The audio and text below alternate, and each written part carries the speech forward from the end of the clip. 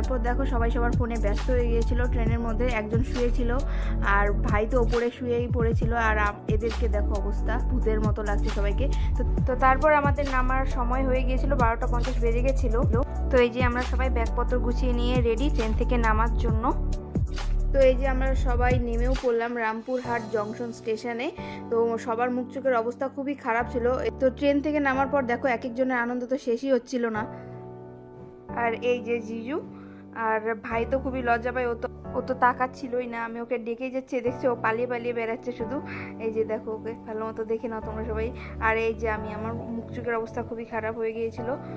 তো তারপর আমরা স্টেশন থেকে টুকটুক করে হাঁটতে হাঁটতে বেরিয়ে পড়ি। তো নামার আনন্দে আমাদের কারোরই চোখে ঘুম নেই। তো এবার আমরা বেরিয়ে পড়ি স্টেশন থেকে। তো চলো দেখতে থাকো, পুরো ব্লগটা স্কিপ করো না।